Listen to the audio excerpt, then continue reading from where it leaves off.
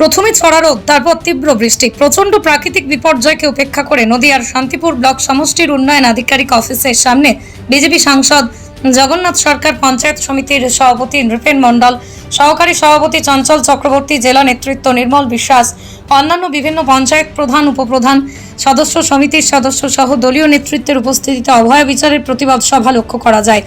সাংসদ জগন্নাথ সরকার বলেন, এর আগেও অনেক সকল মাথায় জেলে গেছে। স্বাস্থ্যমন্ত্রীর পদত্যাগ দাবি করছে, আমরা না হলে তিনি চলে যাবেন।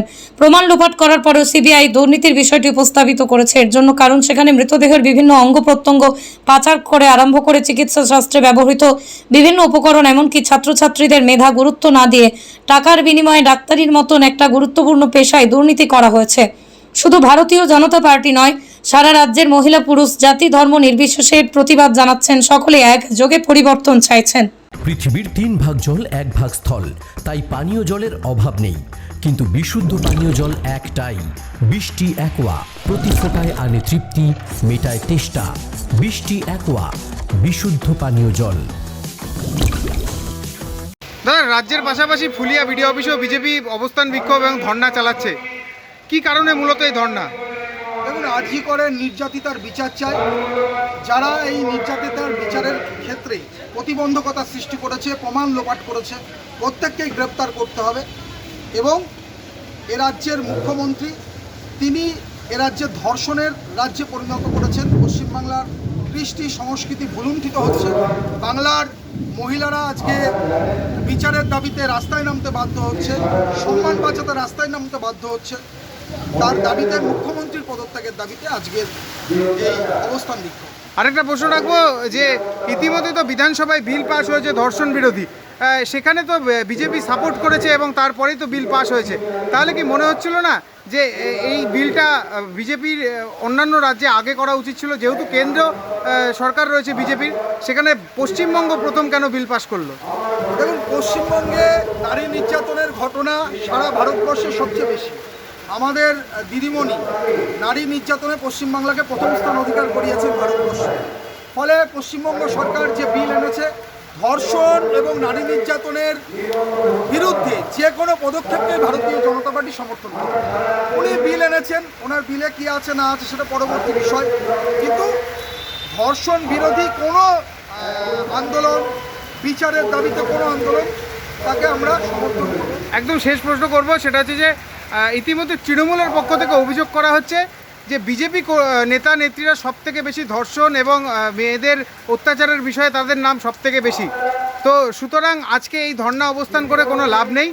সবথেকে বড় কথা, রাজ্যের মুখ্যমন্ত্রী যে আইন করেছে সেটা থেকে বিজেপি নেতৃত্বদের বোঝা উচিত যে এটা বিজেপি পরিচালিত যে সমস্ত রাজ্যগুলি রয়েছে সরকার, তারা এটা দেখে বুঝুক যে রাজ্যের তৃণমূল কংগ্রেস কতটা সক্রিয় এবং ধর্ষকদের বিরুদ্ধে যে আইন তারা করেছে তাতে সত্যিই একটা অভাবনীয় কাজ করেছে। এখানে একটা ভুল হচ্ছে, আইন রাজ্য সরকার করতে পারে না, আইন পাস হয় পার্লামেন্টে।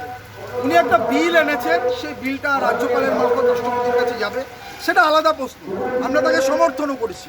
কিন্তু প্রশ্নটা হচ্ছে, মুখ্যমন্ত্রী একদিকে বিল আনবেন আর নারী নির্যাতন হলে মহিলাদের রেট ঠিক করে দেবেন, ধর্ষণ যিনি ধর্ষিতা তার রেট ঠিক করে দেবেন, এটা পশ্চিমবাংলায় চলছে, এটা হতে পারে না। আর এই সমস্ত কথা হচ্ছে তৃণমূলের মুখে মালায় না, এরা নোংরা কথাবার্তা বলছে।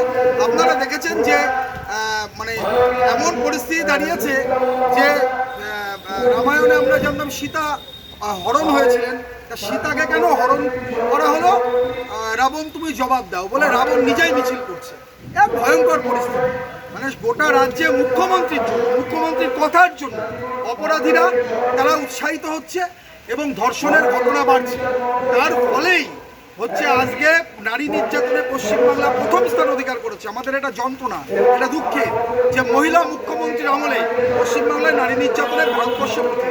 ফলে এই জায়গায় দাঁড়িয়ে প্রতিবাদ ধ্বনিত হচ্ছে। তৃণমূলের নেতারা কিভাবে রাস্তায় নামছে দেখেছেন, তারা সরাসরি ধর্ষকদের পক্ষে দাঁড়ায়। হ্যাঁ, মমতা ব্যানার্জিও এর আগে দাঁড়িয়েছে, ধর্ষকদের পক্ষে দাঁড়ায়। আর ওরা যা বলছে ওদের কথা মানুষ শুনছে না।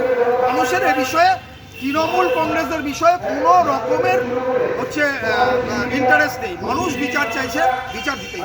আপনার নাম পরিচয়? চঞ্চল চক্রবর্তী, সহকারী সভাপতি, শান্তিপুর পঞ্চায়েত সমিতি। 15ই সেপ্টেম্বর আনুষ্ঠানিক উদ্বোধন পোশাকে স্বাদ ও সাধ্যের হবে স্বপ্ন পূরণ। সর্বভারতীয় শাড়ি ও রেডিমেড পোশাকে সবার মাঝে স্বাদ পূরণ। ইউনিট অফ আদি লোকনাথ টেক্সটাইল, কাঁঠালপুলি রোড, সিংহাট মোড়, চাকদহ। নদিয়ার সব থেকে বড় English medium school JRS public school প্রায় ৩৫ বিঘা জমির ওপর গড়ে উঠেছে বিশাল ক্যাম্পাস। নার্সারি থেকে শুরু করে উচ্চ মাধ্যমিক, ITI college, law college, BEd college, ভর্তি চলছে JRS public.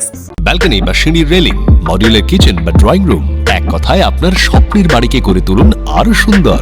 Chakdah ply centre, gorgeous look বা কোয়ালিটি সবে ৩ নম্বর 1 Chakdaha ply centre. Chakdaha ply centre, KBM, Chakdaha, Nadia. কোথায় ইনভেস্ট করবেন, কেন করবেন বুঝতে পারছেন না তো? সঠিক গাইডলাইন পেতে আজই আসুন নদিয়ার চাকদাতে নিবেদিতা প্রাইভেট লিমিটেডে। Nivedita private limited, marketing and distribution service. Chakdah aluminium centre, ply, কাঁচ, laminates, kitchen fittings, door lock, window ও অ্যালুমিনিয়ামের খুচরো ও পাইকারি বিক্রেতা। Chakdah aluminium centre, Purbalalpur 50 number রেলগেটের পাশে, চাকদা, নদিয়া। হোমওয়ার্কটা করেছো? হ্যাঁ স্যার। এ বাবা, ভুল করেছো কেন? চোখে কেমন ঝাপসা দেখছি, লিখতে আর পড়তে খুব সমস্যা হচ্ছে।